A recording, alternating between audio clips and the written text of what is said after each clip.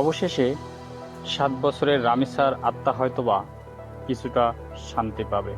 আমরা কিছুক্ষণ আগে শুনতে পেলাম সেই ২ নরপিশাচকে আদালত মৃত্যুদণ্ড দিয়েছে। এটার দ্বারা প্রমাণিত হচ্ছে বা এটার দ্বারা এখনো বলা যেতে পারে মানুষের আইনের প্রতি এখনো আস্থা সব মুছে যায়নি। এই আইনের প্রতি এখনো আস্থা কিছুটা আছে। এই আইনের রায়কে আমরা স্বাগত জানাই।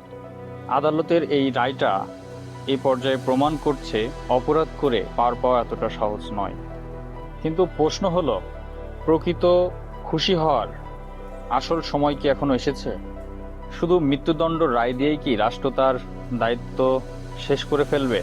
আমরা এমন এক বিচার ব্যবস্থার সমাজে বসবাস করি যেখানে রায় হওয়ার পরও এটা কার্যকর হতে যুগের পর যুগ অপেক্ষা করতে হয় বা যুগের পর যুগ লেগে যায়। আপিল, রিভিউ ও আইনের বিভিন্ন মারপ্যাচে অপরাধীরা জেলখানায় বছরের পর বছর আরামে জীবনযাপন করে।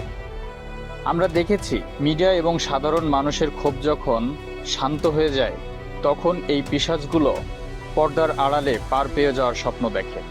রামিসার ক্ষেত্রেও কি ঠিক এমনটাই ঘটবে? না, রামিসার ক্ষেত্রেও এমনটা হতে দেওয়া যাবে না। শুধু মৃত্যুদণ্ডের রায় কাগজে লিখে দিলেই শেষ হয়ে যাবে না, তা অনতিবিলম্বে কার্যকর করতে হবে। এই ২ নরপিশাচের ফাঁসি যেন দৃষ্টান্তমূলক সময়ের মধ্যে বাস্তবায়ন হয়, যাতে এদেশের বুকে কোনো পিশাচ যেন কোনো শিশুর দিকে চোখ তুলে তাকানোর কোনো সাহস না পায়। মনে রাখতে হবে, বিলম্বিত বিচার কিন্তু বিচারহীনতার শামিল।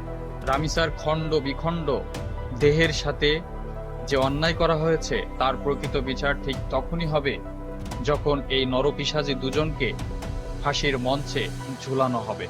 রায় হওয়ার পরও আমরা চুপ থাকতে পারি না। এজন্য চুপ থাকতে পারি না যে বিগত সময় আমরা দেখেছি রায় কার্যকর হতে বছরের পর বছর সময় অতিবাহিত হয়ে যায়। রামিসার ক্ষেত্রে যদি এমনটা হয়, তাই রায় হয়েছে বিধায় আমাদের সন্তুষ্ট হওয়ার কিছু নাই, বরঞ্চ রায় হওয়ার পরও আমাদের চুপ থাকলে চলবে না। কার্যকর না হওয়া পর্যন্ত আমাদের এই প্রতিবাদ জারি থাকবে।